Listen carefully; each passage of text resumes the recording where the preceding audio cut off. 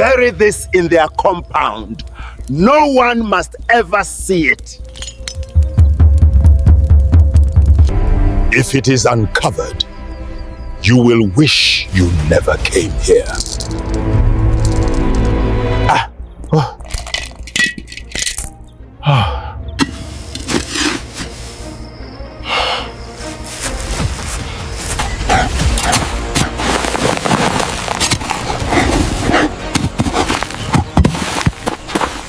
The wizard placed a calabash in Chidi's hands. Inside were small figures shaped like a family, bound tightly with red cloth, a cold chain wrapped around them. His voice hardened. Bury this in their compound. No one must ever see it. If it is uncovered, you will wish you never came here. Chidi nodded, staring at the calabash. That night, he buried it. No one saw him until the day a dog dug it out by mistake. Emuez was a village where cassava grew thick and yam hills stood tall like the pride of the men who planted them. In that village, there were two brothers. Obi was the elder, educated, calm, the kind of man who spoke little but was listened to much. His farm was fertile. His children were bright. When he entered the council of elders, men made space for him. Chidi was the younger brother, loud, restless, always chasing something he could not name.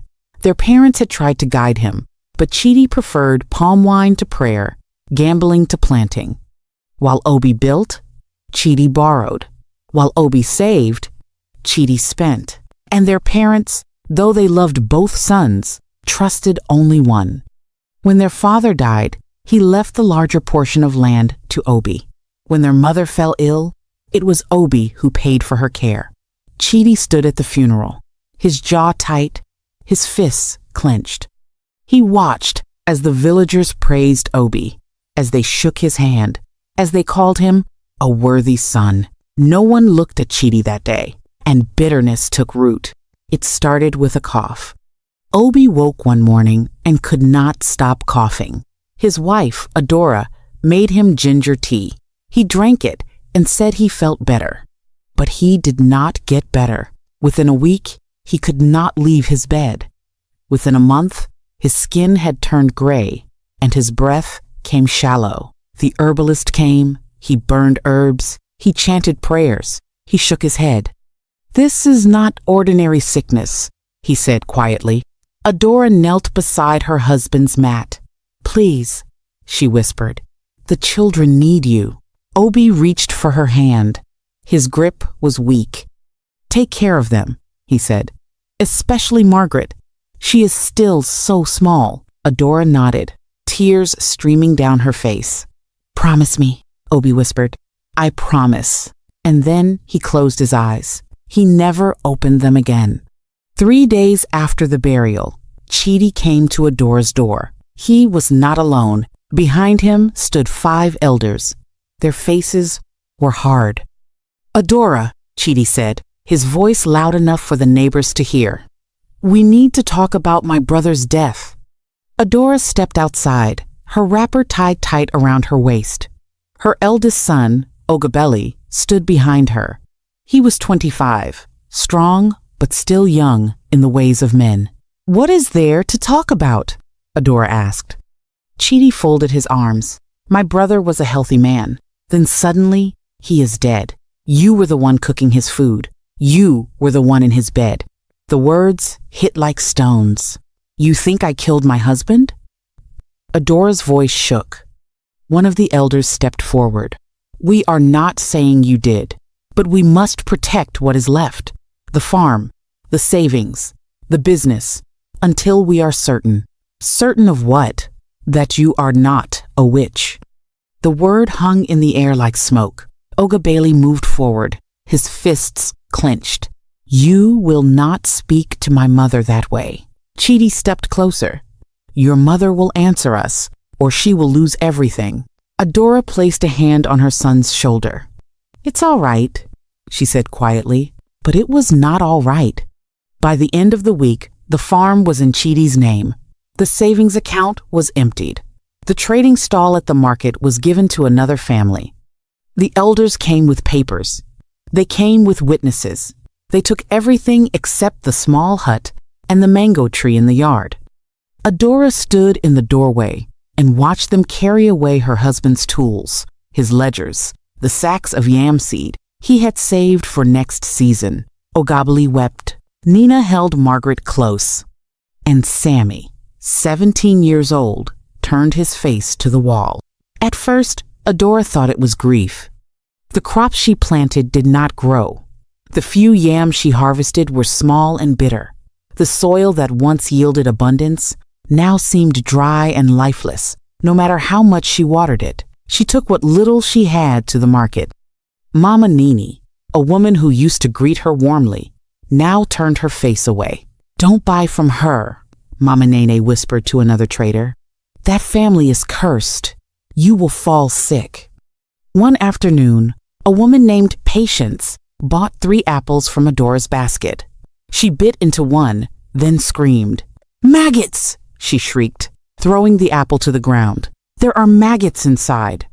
The market women gathered. They stared at Adora like she had brought death itself. One of them spat on the ground near Adora's feet. "Witch," she muttered. "Leave," another said, "and don't come back." Adora packed her basket with trembling hands. She walked home in silence, her head down, her heart breaking. Her daughter Nanina, 22 and beautiful, watched her mother's shoulders shake as she entered the hut. She said nothing. What was there to say? Across the village, in a house with a new zinc roof, Chidi's wife, Mama Naomi, was laughing. "Have you heard?" she said to the women gathered in her parlor. "Adora tried to sell fruit today. They chased her out like a goat." The women laughed, their voices high and cruel. Mama Naomi poured more palm wine into clay cups. "My husband was right. That woman brought darkness into this family. Now look at her, begging, crawling, and—" She leaned back in her chair, satisfied. Her daughter, Naomi, sat beside her in a new dress, her hair freshly braided. She smiled at the other girls her age, girls who used to play with Nina. "My mother says we should not associate with cursed families," Naomi said. "It is for our protection." The other girls nodded. Life was good in Chidi's house, and it would stay that way. 7 years is a long time to be hungry. Long enough for shame to become normal. Long enough for hope to become a memory. Ogabali worked in other men's farms, bending his back under the sun for coins that were never enough. Some farmers paid him half of what they promised. Others paid him nothing at all. "You should be grateful," one man said, counting out a few crumpled naira notes. "At least my farm is not cursed like yours." Ogabali said nothing. He took the money and walked home, his pride swallowed, his anger buried deep. At night, he lay on his mat and stared at the ceiling, wondering if this was all his life would ever be. Nina had been courted 13 times. 13 men had come to their door, smiling, promising marriage. And 13 times they had turned away. The first time, she cried for 3 days. The 5th time, she cried for 1. The 13th time, she did not cry at all. The last one, Johnny, did not even come himself. He sent his younger brother with a message. He says he cannot marry into a cursed family. He says his mother forbids it. Nina stood at the door, her face blank. "Tell him I understand," she said, and she closed the door. Inside, she sat on the floor and stared at her hands. Hands that used to be soft.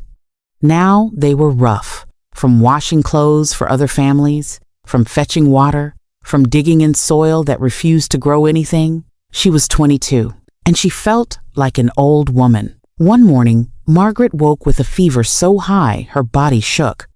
Adora touched her forehead and felt the heat burning through her palm. She ran to the herbalist's hut, her wrapper barely tied, her feet bare. "Please," she begged, "my daughter is burning. I need medicine." The herbalist looked up from his work, his face hard. "Every time your child is sick, you come running here. Are you the only mother whose children fall ill?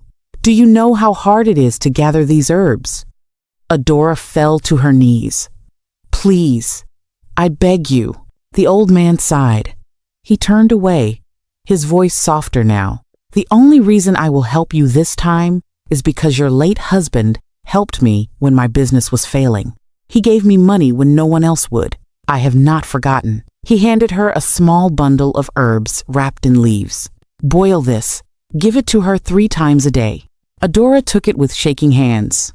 Thank you. Thank you. She ran home and prepared the medicine. Margaret drank it, her eyes half closed and her small body weak. By evening, the fever had broken. Adora sat beside her daughter and wept with relief. But the fear never left. The fear that one day the medicine would not work. The fear that one day she would lose another child. In the market, the women whispered. Did you hear? Nina has been rejected again. 13 times now. That family is cursed. I pity them. Pity them? Stay away from them. Their curse might spread. I heard Adora is a witch, that she killed her husband with poison. Een? Is it true? Why else would everything fall apart after he died? Mama Naomi walked past them, her chin high, her wrapper expensive. Good afternoon, Mama Naomi, the women greeted. She smiled. Good afternoon. How is business? Fine, Ma.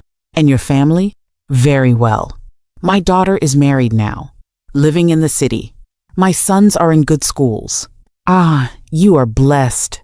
Mama Naomi glanced toward the corner where Adora used to sell. Yes, she said, I am very blessed. And she walked away, her laughter trailing behind her. One evening, Ogabelli came home and fell to his knees in front of his mother. Mama, he said, his voice cracking. Why? Why do we suffer like this? Adora sat on the floor of their hut, her hands empty, her face drawn. I don't know, my son. I have worked for 7 years. I have nothing. Nanina has been shamed 13 times. Margaret does not go to school. Sammy does not speak anymore. His voice broke. What did we do? What sin did we commit? Adora looked at her son, and for the first time in 7 years, she had no strength left to comfort him. I don't know, she whispered again, and she wept. Sammy sat in the corner, silent. Margaret curled up on her mat, pretending to sleep. Nana stared at the wall, her eyes dry. They had no answers, only questions that hung in the air like smoke. Margaret found the dog near the road. It was thin, its ribs showing through matted fur. One of its legs was bleeding. She knelt down. The dog did not run. Mama, Margaret said when she came home, the dog limping behind her. Can we keep him? Adora looked at the animal. We can barely feed ourselves. Please, Mama, I will share my food with him. Adora sighed. Fine, but you must care for it. Margaret smiled for the first time in months. She washed the dog in a basin of water. She fed it scraps of Gary and groundnut. She let it sleep beside her mat. And the dog, in its own way, became part of the family. It followed Margaret everywhere. It guarded the hut at night. And it wagged its tail when she laughed. For the first time in years, there was something in their home that felt like joy. One afternoon, a rat scurried across the floor of the hut. Margaret screamed. The dog barked and chased it outside, across the yard, straight to the base of the mango tree. The rat disappeared into a hole. The dog began to dig. Margaret watched, laughing. Get it! Get the rat! But then the dog's paws hit something hard. It stopped digging and barked. Margaret knelt down and pulled at the object. It was a calabash, sealed with wax, heavy. Her smile faded. Mama, she shouted, come see! Adora and Nanina came running. When they saw the calabash, they froze. Don't touch it, Adora whispered. She sent Sammy to fetch the herbalist. The old man came, his face grave. He crouched beside the calabash, muttering prayers under his breath. Then he opened it. Inside were small figures made of clay. Each one had a name scratched into it with a sharp tool. Obi, Adora, Ogabelli, Nena, Sammy, Margaret. Tied around each figure was a black thread, knotted 7 times. The herbalist's hands trembled. "This is a destruction charm," he said, his voice low. "Someone buried this here to destroy your family. Everything. You have suffered the sickness, the poverty, the shame. It all comes from this." Adora's legs gave out. She collapsed to the ground. "Who?" she whispered. "Who would do this?" The herbalist looked at her, his eyes sad. "Someone who knew where to bury it. Someone who had access to your compound. Someone close." Indivant. Adora's eyes went wide. "Chidi." By evening, the whole village knew. Chidi heard the news while sitting in his parlor, drinking palm wine. His hands went cold. The cup fell from his fingers and shattered on the floor. Mama Naomi stared at him. "What is wrong?" "They found it," he whispered. "Found what?" He did not answer. He ran to the wizard who had made the charm for him 7 years ago. The wizard lived in a hut at the edge of the forest, far from the village. Chidi stumbled through the door, gasping. "They found it," he said, his voice shaking. "What do I do?" The wizard looked at him with pity. "There is nothing you can do. The curse you placed on them will now return to you, 7-fold, for 3 generations. Chidi fell to his knees. "No, no, please. There must be something." The wizard shook his head. "You asked for their destruction. Now yours has begun." Within 3 days, Chidi fell ill. Boils erupted on his skin, large and painful, oozing pus. He could not sleep. He could not eat. His farm withered overnight. The yam vines turned black. The cassava rotted in the ground. His daughter, Naomi, newly married and living in the city, was sent back home in disgrace. Her husband's family claimed they did not know who she was. "She is not our wife," they said.